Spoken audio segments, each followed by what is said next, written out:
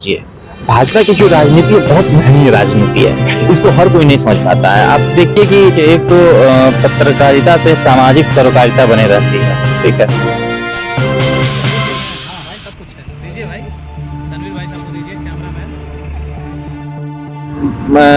इसको लोकतंत्र में चौथा स्तंभ माना जाता है।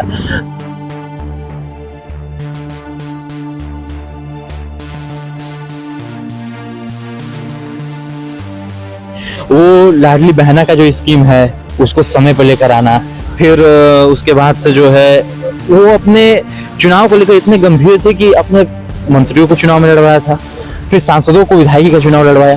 वो अपने चुनाव को लेकर काफी गंभीर थी, इतने गंभीरता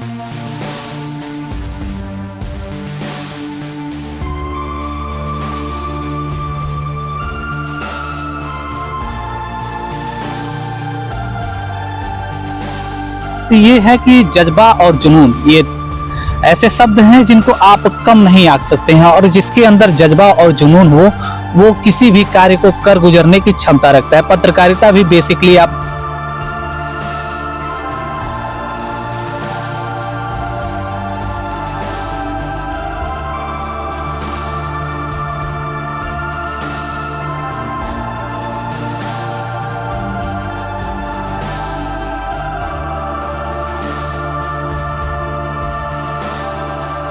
लोगों की बात नहीं है। हमारे घर वाले ये बोले कि आपको जो उचित लगे वो किया करिए, तो मुझे उचित यही लगा कि सामाजिक सरोकारिता बनी रहेगी। इसमें देखा जाए तो हालांकि जीवन प्रबंधन भी है अपना, आप देख सकते हैं काफी चीज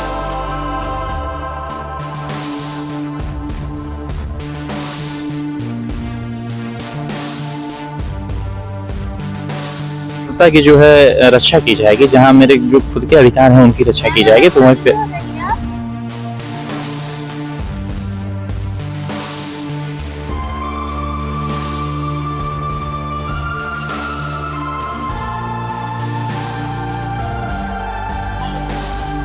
तो मैं इस वक्त मौजूद हूँ मध्य प्रदेश, जहां आपको बता दें कि अभी उप मुख्यमंत्री राजेंद्र शुक्ला जी को बनाया गया है। रीवा एक संभाग है जहां पर बता दें कि अभी यूनिवर्सिटी पत्रकारिता जो कि एक यहाँ पत्रकारों की अगर बात करें तो यहाँ एक से एक पत्रकारों को उभरते हुए देखा गया है, जो कि आज के समय में बड़े प्लेटफॉर्म पर काम कर रहे हैं। और यही कि आज स्टूडेंटों से हम कुछ बात करेंगे, कुछ चर्चाएं करेंगे राजनीतिक मुद्दों से लेकर पत्रकारिता तक की। क्या कुछ ऐसे रीजन रहे जो युवा इस समय सिर्फ पत्रकार की ओर ज्यादा आकर्षित हो रहे हैं? क्या रीजन है कि सारे व्यवसायों को छोड़कर आज के समय में अगर सोशल मीडिया की बात करें, सोशल मीडिया से लेकर बड़े इलेक्ट्रॉनिक मीडिया तक पत्रकार की ओर खींचा चला आ रहा है? हमारे साथ कुछ भाई लोग भी हैं, उनसे बात करें। क्या नाम है? जी आदर्श नाम। आदर्श जी, आप माखनलाल में पढ़ाई कर रहे हैं पत्रकारिता में? जी। कौन से अभी सब्जेक्ट से पढ़ रहे हैं? BAMC प्रथम वर्ष में। अच्छा, BAMC। ये बताइए पत्रकारिता ही लाइन आप क्यों चुन रहे हैं? क्या कुछ ऐसे रीजन रहे? देखिए, एक तो पत्रकारिता से सामाजिक सरोकारिता बनी रहती है, ठीक है। यदि हमारी खुद की राय माने, जो हमारा पर्सनल व्यू था ये पत्रकारिता चूज करने के लिए, तो यही था कि सामाजिक सरोकारिता बनी रहेगी, और शुरू से हमारी कुछ रुचि भी थी इसको लेकर के, तो जाहिर सी बात है कि यही। आप एक युवा भी हैं और काफी बड़ी अभी करियर है, और दूसरे विभागों में भी आप देख सकते हैं सरकारी गवर्नमेंट नौकरी को लेकर, बिजनेस को लेकर, जिसमें एक बताया जाए तो इसमें पत्रकारिता में जो है अभी इस समय जिस तरह सोशल मीडिया में चल रहे अनेक तरह की चर्चाएं चलती हैं, तो पत्रकारिता ही ऐसे क्यों चुने? घर वाले दूसरा क्यों आपको ऑप्शन नहीं दे रहे हैं? नहीं, घर वाले ऑप्शन नहीं दे रहे हैं। देखिए, आपका जो प्रश्न है उसमें थोड़ा संशोधन करेंगे। देखिए, घर वालों की बात नहीं है। हमारे घर वाले ये बोले कि आपको जो उचित लगे वो किया करिए, तो मुझे उचित यही लगा कि सामाजिक सरोकारिता बनी रहेगी। इसमें देखा जाए तो हालांकि जीवन प्रबंधन भी है अपना, आप देख सकते हैं काफी चीजें हैं जो जुड़ी हुई हैं। ऐसा नहीं है कि पत्रकारिता पहले के दौर की पत्रकारिता नहीं रही है, जो झोला उठाया चल दिया इधर बैठा। आज की पत्रकारिता जो है वो थोड़ा प्रोफेशनली हो गई है, इसका स्टैंडर्ड भी ऊंचा हो गया है। और जैसा कि आप देखें कि अगर इसको लोकतंत्र में चौथा स्तंभ माना जाता है, तो जाहिर सी बात है इसको और बलौती प्रदान करने के लिए जो आज के युवा हैं वो इसमें आ रहे हैं।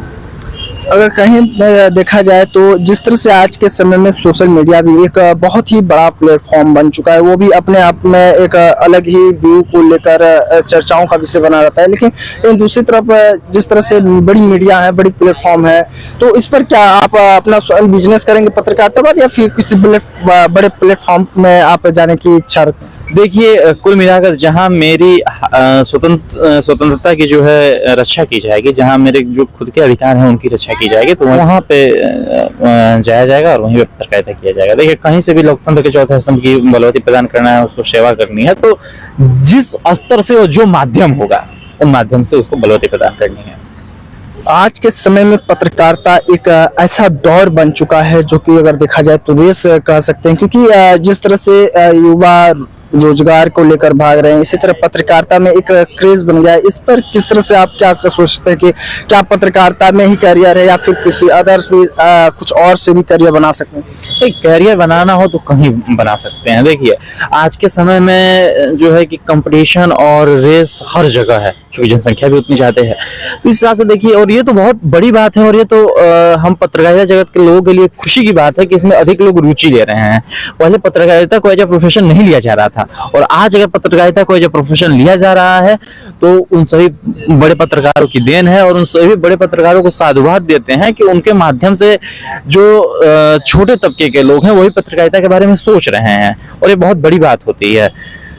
एक और विचार है पत्रकारिता को लेकर, आप जिस तरह से बता रहे हैं राजनीति पर अगर हम देखें तो जिस तरह से अभी सभा की बात कर रहा हूं कि जिस तरह से अभी बड़े चैनल जो थे उनके जो सर्वे था वहां पर किसी अन्य पार्टी को जिस तरह से बढ़ोतरी दिखा रहे थे, लेकिन जिस तरह से रिजल्ट आया वहां पर अभी फिलहाल भारतीय जनता पार्टी की बहुत ही प्रचंड बहुमत से जीत हुई। पूरे मध्य प्रदेश और अन्य राज्य भी में इनका एक अलग ही परचम लहरा है। तो कहीं ना कहीं उनकी पंचुअलिटी नहीं रह पाई, पकड़ नहीं रह पाई होगी, यही इसका माना जा सकता है। बाकी अगर आप देखें तो जो एग्जिट पोल में, जो आज तक का एग्जिट पोल है उसमें भी जितना दिखा रहे थे, ताकि कोई भी देखिए, जनता की बात कोई नहीं जान सकता कि जनता के मन में क्या है।